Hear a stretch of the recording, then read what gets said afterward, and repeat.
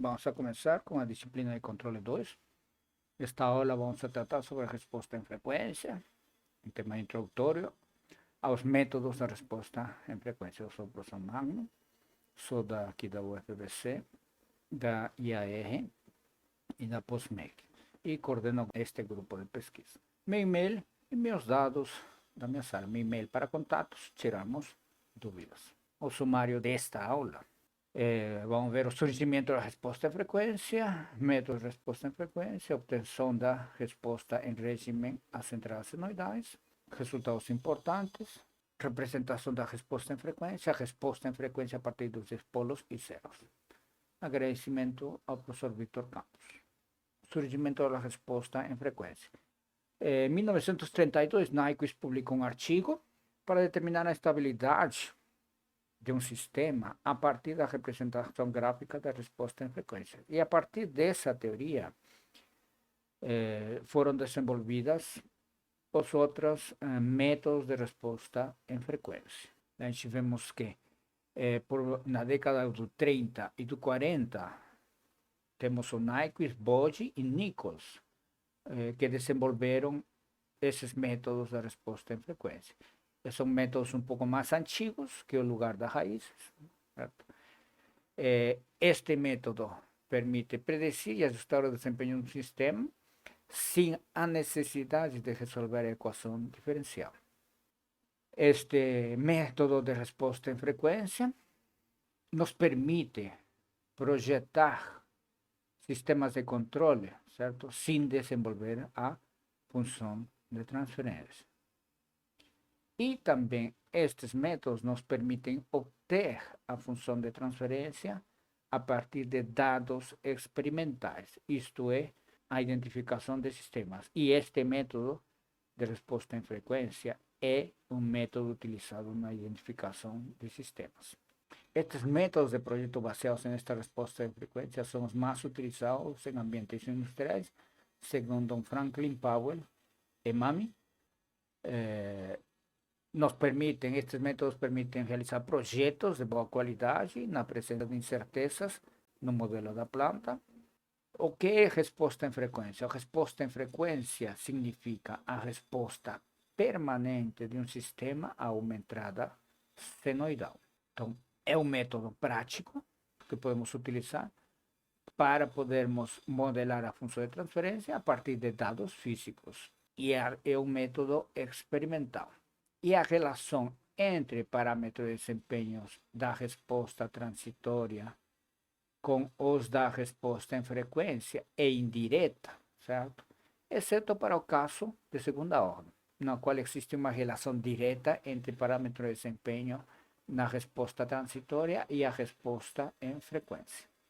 Obtenção das respostas em regime permanente às entradas senoidais.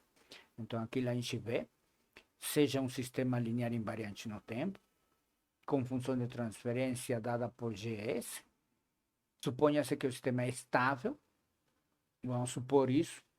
Quando a gente projeta os compensadores, não necessariamente meu sistema vai ser estável. Okay? Mas a gente considera, para a introdução destes conceitos, como um sistema estável. E XDS e YDS são as transformadas de Laplace dos sinais de entrada e de saída, como mostrado na figura 1. Então, eu tenho minha entrada, esta vai ser meu sinal, esta vai ser minha entrada senoidal, esta vai ser minha saída de meu sistema, a qual também vai ser senoidal. Okay? Vamos considerar essa função de transferência tem polos distintos. Então, essa função de transferência pode ser expresso em fatores, nos quais temos n polos diferentes ou distintos. Okay? Se a gente puder agora, seja a entrada do sistema um sinal senoidal de amplitude A e frequência ômega, então x dt vai ser uma senoidal de amplitude A constante, seno de ômega t. A transformada de Laplace deste sinal é x ds igual a A ômega sobre S ao quadrado mais ômega ao quadrado. Para sistemas estáveis, a resposta estacionária não depende das condições iniciais. supomos que elas sejam nulas, certo? Minhas condições iniciais vão ser nulas. Então, a minha saída, que vai ser expressa em função da minha entrada e da minha função de transferência, certo? Eu posso expressar em frações parciais, ok? Para cada um dos polos diferentes, distintos, certo? E para o termo do seno, certo? Onde ele vai ter coeficientes A, S mais J ômega, e A transposto S menos J ômega, na qual A e A estrela são dados como A igual a amplitude A, G menos J ômega sobre menos 2J, e A transposto é igual a A, G, J ômega sobre 2J ômega. Como sistema estável, é uma hipótese que a gente fizemos, os termos do tipo V sobre S mais PI correspondem a funções no tempo que tendem a zero quando t vai a infinito, certo? Assim, a resposta transitória é dada por a somatória das frações parciais do seno. Coeficiente A transposto, este é o coeficiente do termo 1 sobre S mais J ômega, e este é o coeficiente de 1 sobre S menos J ômega. Tomando a transformada inversa, certo? Sabemos que este elemento é a transformada de Laplace inversa disso é E elevado a menos J ômega, e deste elemento é elevado a J ômega. Com isso, como G de S é uma função racional, G de menos J ômega é igual a G transposto de J ômega, sendo o módulo e a fase representadas dessa maneira, tá? Módulo e φ de ômega, ou seja, uma função de ômega, fase, que seria a defasagem entre os sinais.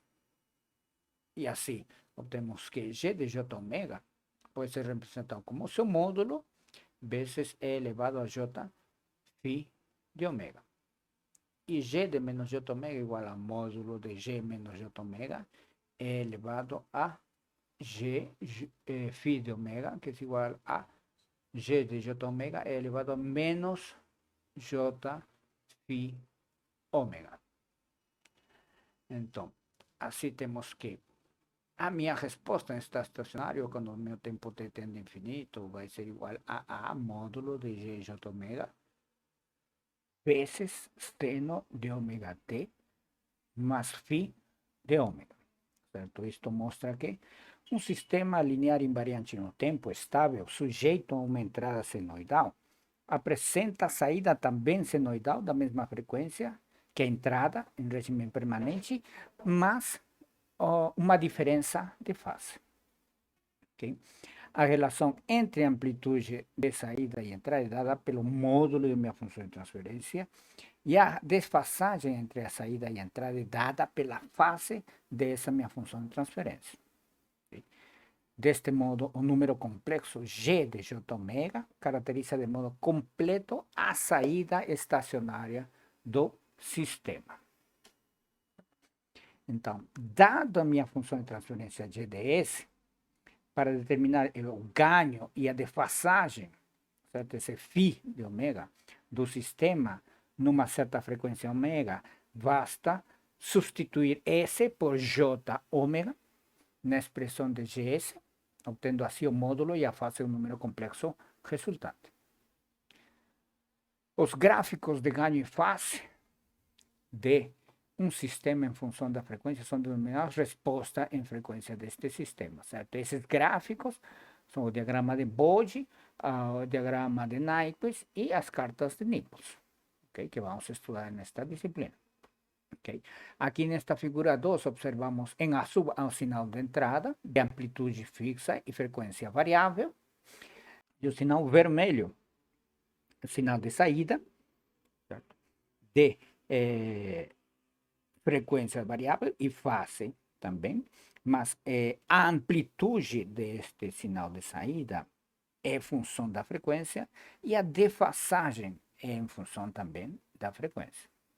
Nas condições de regime permanente, a resposta em frequência pode ser calculada substituindo S por J ômega, certo? Na função de transferência, Isto é, a resposta em frequência é dada e é representada matematicamente destas diferentes formas.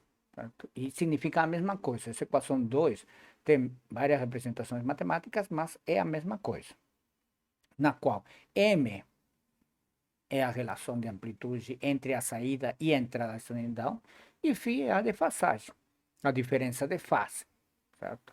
Entre a entrada e a saída senoidal. No teste de resposta em frequência, varia-se a frequência de entrada ômega no intervalo de frequência de interesse, certo? Okay? Isso vai depender do sistema ao qual estamos aplicando este método. A resposta em frequência permanente de um sistema linear invariante no tempo a uma entrada senoidal não depende das condições iniciais. Se um sistema estável, linear invariante no tempo, for submetido a uma entrada senoidal, terá em regime permanente uma saída senoidal com a mesma frequência. No entanto, a amplitude e a fase da saída serão diferentes da amplitude da fase da entrada. Okay? Isso em resumo. Okay? Resultados importantes. Nos resultados importantes temos as relações de amplitude entre a saída senoidal e a entrada senoidal, certo? O módulo é a relação entre os módulos das transformadas de Laplace da saída em relação à entrada, e a defasagem da saída senoidal com relação à entrada senoidal está dada pela fase, que seria a fase da função de transferência, ou seja, da relação de transformar de Laplace da saída em relação à entrada. E resultados importantes. Entre os resultados importantes, temos a resposta em regime permanente de um sistema aumentado senoidal pode ser obtida substituindo S por J ômega, certo? Na minha função de transferência. Essa função GJ ômega é chamada de função de transferência senoidal ou função resposta em frequência e é obtida dessa maneira, certo?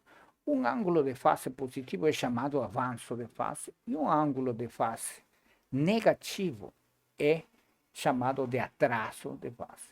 Define-se um ângulo positivo em sentido anti-horário. Certo? Dada essa função de transferência, pode ser descrita no domínio de frequência como, certo? Esta é a minha função de transferência senoidal. Posso separar parte real e parte imaginária, certo? Okay? No qual temos que esta representação de parte real dessa minha função de transferência e esta IDM é a representação da parte imaginária de minha função de transferência, certo? Uma outra representação, como já vimos, são estas desta expressão, no qual φm, certo? Que vai ser a desfasagem, uma face de minha função de transferência igual a arco tangente da parte imaginária sobre a parte real. O módulo é a raiz quadrada da parte real ao quadrado, mais a parte imaginária ao quadrado, certo? Representações da resposta em frequência, certo?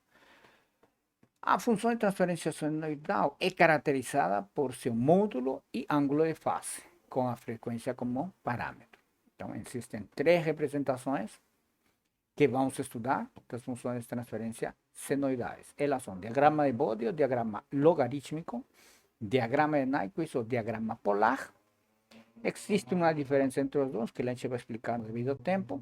Diagrama logaritmo no módulo versus ângulo de fase, que são as famosas cartas de Nichols, muito utilizadas.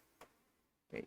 Este é um exemplo de diagrama de Bode, onde temos a magnitude versus a frequência em escala logarítmica e a fase versus a frequência ômega em escala logarítmica, certo? São dois gráficos para este diagrama de Bode, certo? Separados, um para módulo e outro para fase. Aqui temos o diagrama polar, um exemplo, no qual esta notação de GJ ômega, HJ ômega é do Dorff, okay? Então, simplesmente para nós, G de J ômega, pronto, certo? Aqui mostra-se neste diagrama polar de onde sai, certo? Para frequências baixas, onde se encontra ele, como é o percurso, se cruza ou no eixo imaginário real, e ele como termina em frequências infinitas, certo? Esse é o diagrama polar, tem essa característica. Agora, o diagrama Nyquist, se você sabe desenhar o diagrama polar, então, o diagrama Nyquist simplesmente é o espelho em relação ao eixo real. Okay? E o diagrama Nyquist varia de 0 a infinito e de menos infinito a 0. Okay? Resposta em frequência a partir dos diagramas de polos e zeros. Essa resposta em frequência pode ser determinada graficamente a partir dos diagramas de polos e zeros da função de transferência. Certo? Consideremos a função de transferência, onde temos zero real e polo real, e um polo na origem, integrador. A resposta em frequência dessa função é obtida dessa maneira, a resposta a minha função de transferência senoidal está obtida dessa maneira. Os fatores J ômega mais C e J ômega mais P são magnitudes complexas, conforme indica a figura 3. Ou seja, de qualquer ponto arbitrário J ômega no eixo imaginário até o zero, o polo, certo? É a magnitude e o comprimento destes segmentos, dependendo do caso, se é um zero ou um polo. O módulo dessa função de transferência senoidal é determinado desse modo, certo? Módulo numerador sobre módulo do denominador no numerador, certo? Uma constante H positiva, K, então, vezes o módulo do segmento AP, dividido por o módulo do segmento OP da origem e o módulo BP, certo? O segmento BP. E a face vai ser a face do zero menos a face do integrador menos a face do polo real. Okay? Então, a gente tem essas. E como a gente vê que se variamos em este eixo de ômega igual a zero até infinito, certo?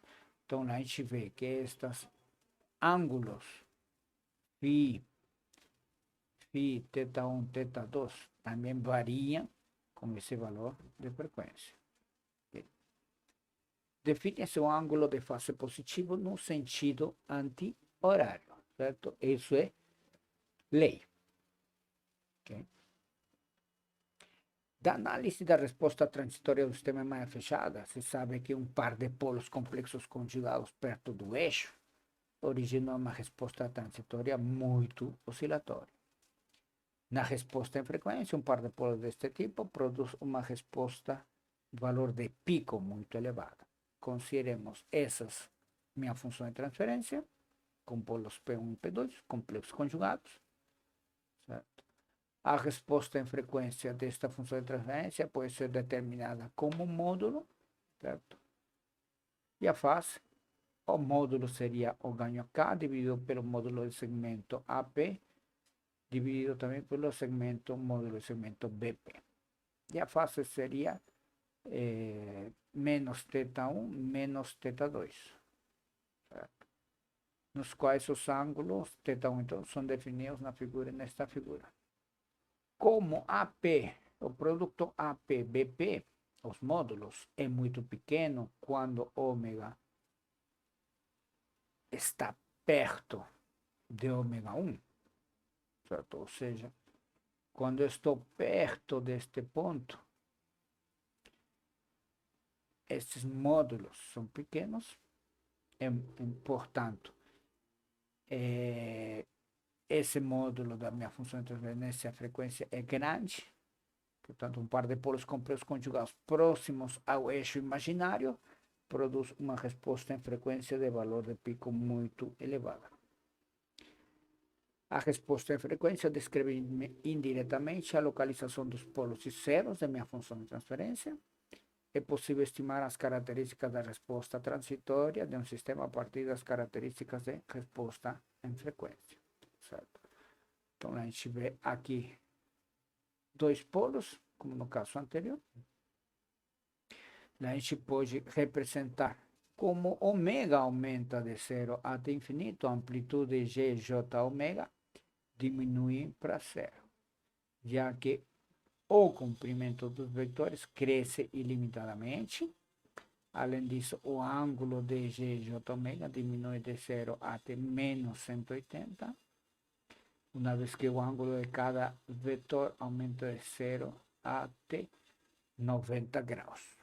A amplitude G terá um máximo com o aumento de ômega e então diminuirá até 0, certo? Então a gente vê, se a gente vai aumentando ômega, meu G de J ômega pode ter este comportamento, onde vai ter um máximo, certo?